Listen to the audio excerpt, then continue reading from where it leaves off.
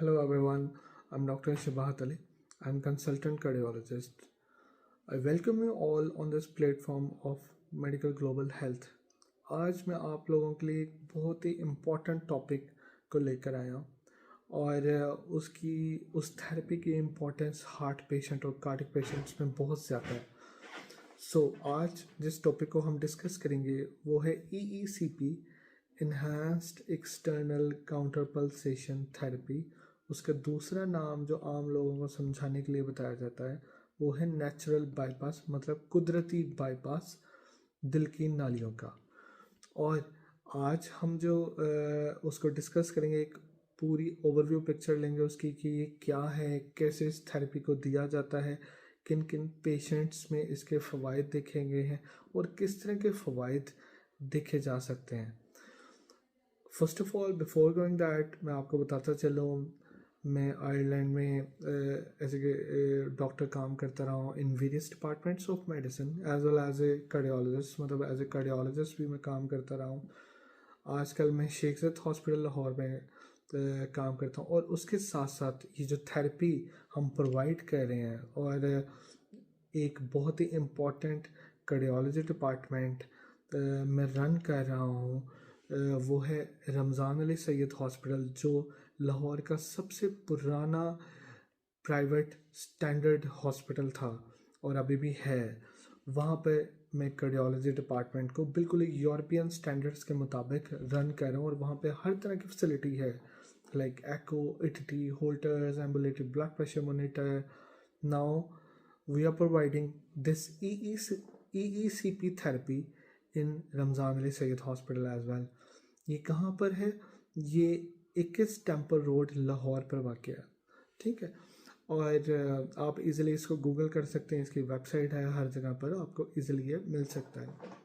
और अगर आपने मुझे चेक कराना हो तो आप मुझे वहाँ पे चेक करवा सकते हैं। तो EECP क्या है? EECP या नेचुरल बाईपास एक थेरेपी है जो American proven FDA approved therapy है, जो अमेरिका में, UK में, यूरोप में की और मुल्कों में like Germany, many other European countries, even Gulf, China, in Pakistan, few dedicated centers are providing it with professionals, but otherwise Lahore में एज सच या नियर बाय एक प्रॉपरली स्टैंडर्डाइज हॉस्पिटल में ये पहली दफ़ा इस थेरेपी को आप लोगों की सहूलत के लिए प्रोवाइड किया जा रहा है। ये बेसिकली है क्या?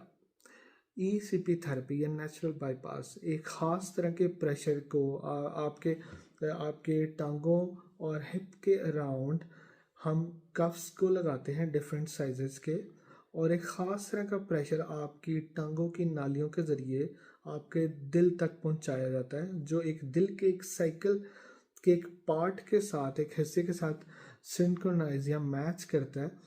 और उसको हम 35 दिनों का ये ट्रीटमेंट प्लान होता है। 35 दिन इस कंप्लीट थेरेपी के लिए रिक्वायर्ड होते हैं। रोज़ाना 1 घंटे की ये थेरेपी दी जाती है एक मरीज़ को। हफ्ता इतवार छुट्टी भी मरीज़ को प्रोवाइड की जाती है। और अगर वो मरीज़ पूरे अपने 35 दिन के सेशन करता है तो उससे बेनिफिट क्या हासिल होता है? उससे जो मेन बेनिफिट हासिल होता है वो होता है कि जो दिल की पुरानी नालियाँ तो होती हैं जिसके अंदर अगर कोई तंगी है या जो भी ब्लॉकेजेस या इस तरह की चीज़ है, बट उसके अराउंड जो कुदरती बाईपास को क्रिएट करता है, मतलब छोटी छोटी नालियाँ जो हैं जिनको हम कोलैटरल्स कहते हैं, उन्हें खोल देता है या बनाता है। और उससे क्या होता है कि तंगी को वो क्रॉस करके, जैसा हम बाईपास में एक नई नाली को उस तंगी के आगे और पीछे लगा के प्रोवाइड करते हैं या स्टेंट के ज़रिए उस तंगी को खोलते हैं, वो ये कुदरती तरीके से खोल दिया जाता है। और इसका ये फ़ायदा है, ना तो इसका कोई कट लगता है, ना ही कोई इंजेक्शन लगता है, ना कोई दर्द होती है किसी भी मरीज़ को, ना वो बेहोश होता है, ना कोई भी ऐसी चीज़ तकलीफ नहीं होती उसे। बट ऑब्वियसली 35 दिन उससे ये थेरेपी एटलीस्ट करानी होती है और उसके अंदर ये बहुत अच्छे रिजल्ट्स इसके निकलते हैं।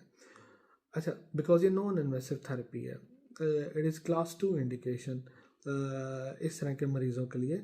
और इसके अलावा किन किन मरीज़ों में देखी जा सकती है या की जा सकती है ये थेरेपी।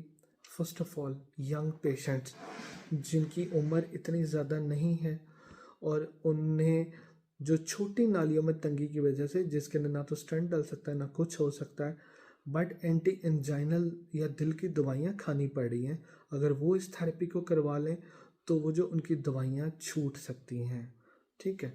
उसके साथ साथ अगर उनके ख़ानदान में दिल का मर्ज़ बहुत ज़्यादा है और उनमें ये दिल की दर्द और उन्हें सिम्टम्स एक डेवलप हो रही हैं जो शायद एक छोटी सी नालियों में तंगी की वजह से हो सकती हैं, या वो बहुत ही ज़्यादा एंक्शस हैं और उन्हें बैठे हुए तो कुछ नहीं होता, लेकिन एक्सट्रीम एक्सरसाइजेज पे दर्द या दबाव की कैफियत होती है, तो उस तरह के मरीज़ों में अगर ये थेरेपी करवा ले जाए तो उन्हें बजाय के बहुत ज़्यादा एंटी एंजाइनल दवाइयाँ या दिल की दवाइयाँ शुरू कर दी जाएँ, ये थेरेपी कराने से एक तो उनका स्टेमिना बिल्ड हो जाएगा, फंक्शनल कैपेसिटी बढ़ जाएगी, बट उसके साथ साथ उनकी जो छोटी नालियों की डेवलपमेंट भी हो जाएगी और उनकी ये जो एंजाइनल सिम्टम्स या छाती में दर्द दबाव का होना वो भी ख़त्म होता देखा गया है।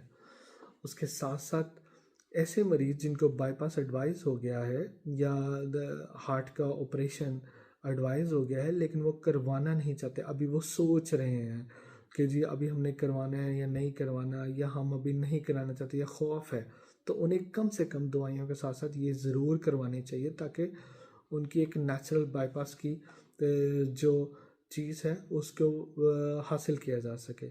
उसके साथ साथ बहुत सारे ऐसे मरीज़ जिनके अंदर एंजियोग्राफी हो जाती है, अराउंड 40 to 50% पेशेंट आए में से आधे मरीज़ जिनको हम डेली रूटीन में एंजियोग्राफी करते हैं और उनकी नालियाँ इतनी बारीक हैं, ना तो उधर बाईपास हो सकता है, कोई ग्राफ्ट नहीं लग सकता उन नालियों में, ना ही स्टेंट डाल सकता बिकॉज उसका भी एक पर्टिकुलर साइज़ होता है। तो इस तरह के मरीज़ों के अंदर भी कि सिर्फ हम मेडिकल मैनेजमेंट एडवाइस कर देते हैं, तो उन जैसे लोगों को भी ये करवानी चाहिए और उनको भी बहुत ज़्यादा इसका फ़ायदा होगा। उसके साथ साथ कुछ ऐसे मरीज़ या ऐसे मरीज़ जो एक दफ़ा बाईपास करवा चुके हैं लेकिन दोबारा उन्हें सिम्टम्स होना शुरू हो गए, दोबारा उन्हें अलामात होना शुरू हो गई हैं और वो बार बार बाईपास तो नहीं करवा सकते, उस तरह के मरीज़ों में भी ये चीज़ रेकमेंडेड है कि उन्हें भी ये चीज़ करवा लेनी चाहिए। इसके साथ साथ अगर वो बहुत ज़्यादा स्टंटिंग पहले करवा चुके हैं और बार बार उन्हें सिम्टम्स फिर भी हो रही हैं, उस तरह के मरीज़ों में भी ये चीज़ होगी। वही बात है कि इंजाइनल सिम्टम्स आफ्टर थेरेपी इवन है तो आपको ये थेरेपी ज़रूर करवानी चाहिए। और इसके साथ साथ अगर किसी को बहुत ज़्यादा एंटी एंजाइनल दवाइयाँ चल रही हैं, कोई उन्होंने इंटरवेंशन नहीं कराई, तो उन्हें भी इस थेरेपी के ऊपर जाना चाहिए ताकि वो एंटी एंजाइनल के ऊपर डिपेंडेंसी उनकी कम से कम हो।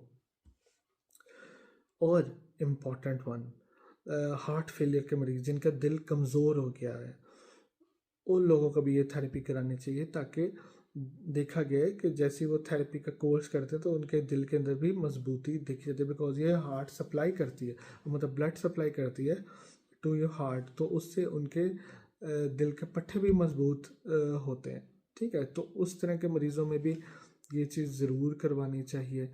और ऐसे मरीज़ स्पेशली आई मस्ट से बाहर के मुल्कों में ये बहुत ज़्यादा होता है, बट हमारे यहाँ पे इस तरह का कॉन्सेप्ट नहीं। कार्डिक रीहैब के मरीज, रीहैब का मतलब क्या होता है कि एक बंदे को मसला हो गया बट उसके बाद अब उसने कैसे उसके साथ कोप करना है और कैसे अपने लाइफस्टाइल अपने नॉर्मल रूटीन की तरफ वापस आता है। मतलब उसने स्टेंटिंग करवा ली, बाईपास करवा लिया और बट उसके बाद दोबारा उसकी एक्टिविटी नहीं थी, दवाइयाँ प्रॉपर नहीं थी, दोबारा ब्लॉकेज हो गई, तो उस तरह के मरीज़ों को भी ये वाला कोर्स करवाना चाहिए ताकि एक कार्डिक रीहैब के फिनोमेना में उनका दिल मजबूत हो और नालियों की रीजनरेशन हो।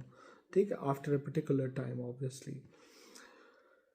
ये एक बहुत बड़ी कैटेगरी है जिन मरीज़ों को ये थेरेपी ज़रूर करवानी चाहिए। और आपको ये वीडियो अपने फैमिली फ्रेंड्स जिनको ऐसे मसाइल हैं उनके अंदर शेयर ज़रूर करें। और यहाँ पर हम प्रॉपर मरीज़ों की स्क्रीनिंग करते हैं, प्री पोस्ट मतलब प्रोसीजर से पहले भी, दौरान भी, आफ्टर प्रोसीजर भी, अंडर माय सुपरविजन ऑब्वियसली। और एक कंप्लीट उनका यूरोपियन एंड अमेरिकन स्टैंडर्ड के मुताबिक उनको ट्रीटमेंट प्रोवाइड की जाती है, ताकि उन्हें जो एक एक्चुअल बेनिफिट्स हैं उसको प्रोवाइड किया जा सके। आई होप आपको मेरी ये वीडियो ज़रूर पसंद आई होगी, और इसको लाइक करें, इसको सब्सक्राइब करें, इसको शेयर करें, और अगर तो आपकी फैमिली या फ्रेंड में कोई भी ऐसा पेशेंट है जो इस तरह के मसाइल से दो चार है, तो उसको गाइड करें कि because this therapy was not common in Pakistan and it is not common again. ये इतनी आम नहीं है थेरेपी, बिकॉज इसका कॉन्सेप्ट इतना नहीं है पाकिस्तान में। एक दो सेंटर्स हैं जो कर रहे हैं, तो ये हम अब लाहौर में प्रोवाइड कर रहे हैं in a dedicated standard cardiology department. Thank you so much.